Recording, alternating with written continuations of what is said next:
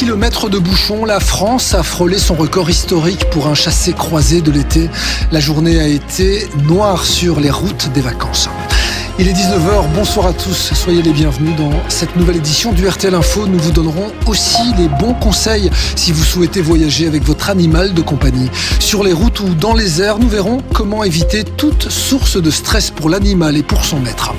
En Israël, les familles des otages se sont à nouveau mobilisées au 666e jour de détention par le Hamas sous les yeux de l'émissaire américain qui était en visite sur place. Des millions de jeunes catholiques ont rejoint la capitale italienne à l'occasion du premier jubilé. L'Église compte cette année sur plus de 1000 influenceurs pour évangéliser le monde numérique. Dans notre carte postale de l'été, découverte ce soir de Beaumont, sur les traces de Charles Quint et des trésors cachés de cette commune nichée au cœur du Hainaut. Et puis nous vous emmènerons également au Mas d'Anvers, un musée monumental qui raconte la ville et ses connexions avec le monde.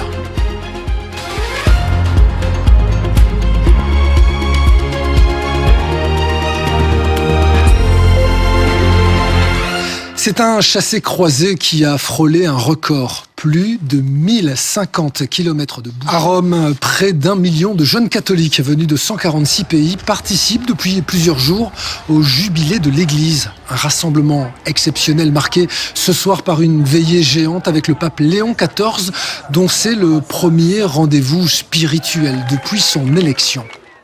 Le pape qui mise sur ces jeunes catholiques, particulièrement sur les influenceurs qui en font partie.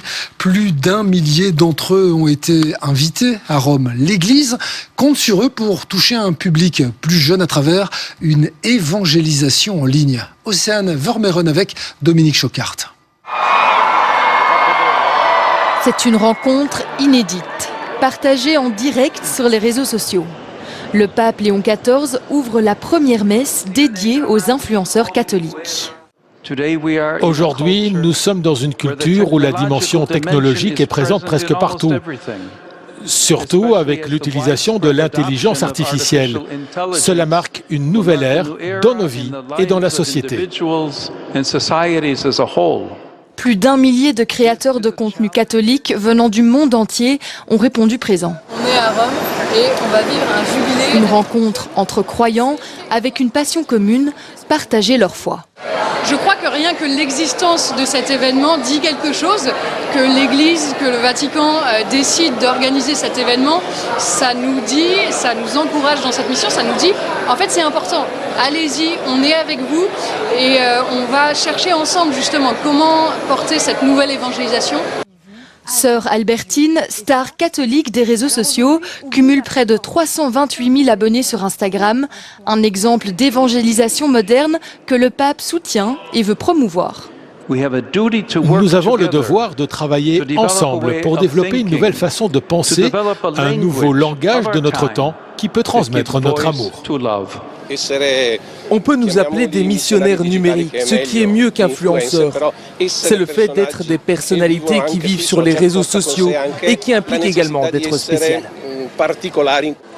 Une nouvelle manière de partager la parole de Dieu de façon digitale, la mission d'un apôtre des temps modernes. Et c'est de Belgique et plus particulièrement de Beaumont que nous vous envoyons ce soir notre carte postale de l'été. Une commune rurale nichée au cœur du Hainaut qui cache bien des trésors. De la tour Salamandre aux ruelles du centre-ville, Julien Crête et Xavier Préat ont suivi notamment les traces de Charles Quint qui séjourna en 1549. Mais Beaumont, vous allez le voir, c'est bien plus que ça. Vue du ciel, elle est une porte d'entrée pour la ville. La tour Salamandre, qui trône ici depuis 1000 ans. 4 étages, nichés au cœur de la nature. Voilà, nous allons commencer à monter les marches. Et la mission n'est pas simple, car on en compte 136. Christine les emprunte chaque jour depuis près de 30 ans. Et la magie fonctionne toujours. Magnifique, quel beau panorama. D'ici, on pouvait surveiller toute la région. Nos voisins également. À l'horizon, vous voyez la France. Il paraît qu'en temps fort clair qu'on voit Maubeuge. Et puis le reste, c'est la Belgique. Et le reste, c'est la Belgique. 4 étages plus bas, la tour nous réserve une autre surprise. Ces oubliettes, toujours bien présentes. Vous voyez l'ouverture qui est là, donc c'est de là qu'on pouvait jeter les prisonniers. Et il y avait une ouverture au 2e, 3e et 4e étage. À Beaumont, Charles Quint, dont nous reparlerons, aurait séjourné 24 heures. C'était en août 1549. Bonjour monsieur, vous allez bien? Oui, ça va? Sur ces traces, dans le cœur de la ville, Béatrice, responsable de l'office du tourisme, tient à nous montrer d'étonnantes maisons de maître et des visages qui décorent les façades. Le propriétaire de la maison avait envie de se moquer certainement de hauts personnages et donc il a eu le soin de faire décorer les fenêtres de ces caricatures. C'est un message envoyé vraiment à la société de l'époque. Derrière la façade d'une de ces maisons, dans cet atelier, Michael prépare au même moment la spécialité de Beaumont, le macaron. L'ingrédient principal, c'est l'amande. On en fait toutes les semaines, en tout cas, oui. Et puis bon, il y a des périodes, plus en été, où il y a plus de tourisme, tout ça, donc ça part bien, quoi. Ces biscuits, qui font la renommée de la ville, passeront 30 minutes au four.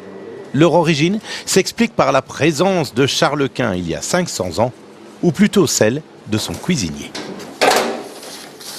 Le boulanger, à l'époque, lui a rendu service et pour le remercier, il lui a transmis la recette des macarons. C'était donc une pâtisserie que mangeait Charles Quint. Oui, tout à fait. À Beaumont, en s'écartant un peu du centre-ville, on peut trouver d'autres histoires liées à la farine. Tu vas nous faire visiter ton moulin alors? Oui, viens, rentre. C'est génial. Bienvenue au moulin de Ranly. Un moulin à eau, celui de Jean-Michel et de ses ancêtres. Sur demande, il ouvre le site, un travail de mémoire. L'eau tombe sur la roue tourne, et alors tu as l'axe ici qui rentre à l'intérieur. Il y a des encoches, et alors on peut évidemment remonter la meule. Je ne vais pas le garder pour moi, évidemment, donc c'est un bien commun. Le patrimoine, c'est un bien commun, même si c'est une propriété privée, évidemment, mais je tiens à ce que ça reste un bien commun pour la collectivité. Dernière étape pour nous, une rencontre étonnante avec ceux qu'on appelle les trois bornés. Ici, vous verrez, on va recroiser un petit cours d'eau, enfin un ancien cours d'eau asséché. Ces passionnés ont retrouvé dans les bois des anciennes bornes frontières qui séparaient les Pays-Bas et la France. Ils en ont fait une balade. On a fait réellement un jeu de piste en observant le paysage, en lisant les documents du géomètre. Ces bornes datent de 1819 pour la plupart. On en compte une quarantaine. À l'époque, la Belgique fait partie des Pays-Bas. Un N a longuement intrigué. Les gamins, on nous disait, c'est le N de Napoléon. Et c'est pas ça. Et c'est pas ça, c'est le N de Nézélande. Voilà. Et c'est vous qui l'avez trouvé. Et voilà, ce sont trois petits bornés français qui sont arrivés, tac, tac, tac, tac, tac, tac, et puis qui ont mis à jour le mystère du N. À Beaumont, enfin, préparez vos bras. Les Verts ont 4 anses pour éviter un nouveau drame. À l'époque, en effet, un serveur aurait mal servi un certain Charles Quint, toujours lui. On s'en souvient depuis 500 ans. Là, on dépasse un peu les... Autre découverte ce soir, celle d'un lieu emblématique qui raconte l'âme d'Anvers.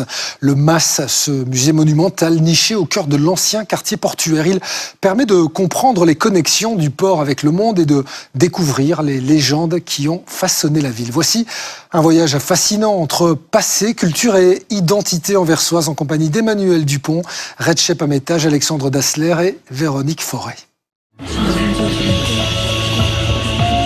C'est vraiment un musée, un bâtiment d'architecture contemporaine qui change ce quartier.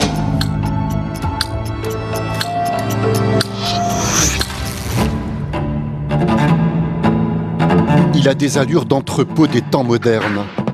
Installé au bord du bassin Bonaparte, du haut de ses 62 mètres, il domine l'ancien port d'Anvers. Sa façade en grès rouge est visible à des kilomètres. Mais à y regarder de plus près, on aperçoit sur la tour en spirale plus de 3000 petites mains. Hommage aux géants qui tranchaient la main des mauvais payeurs au XVe siècle. Au XVe siècle, une légende a été écrite sur un géant qui demandait des impôts aux bateaux voyageurs qui passaient par l'Escaut. L'histoire raconte que Brabo, un militaire romain, venait pour couper la main de ce géant et pour le jeter dans l'Escaut.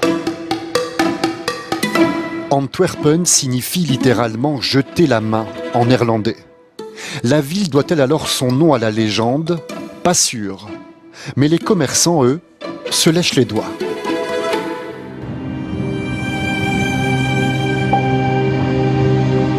Empilés comme des boîtes, les salles sont réparties sur 10 étages.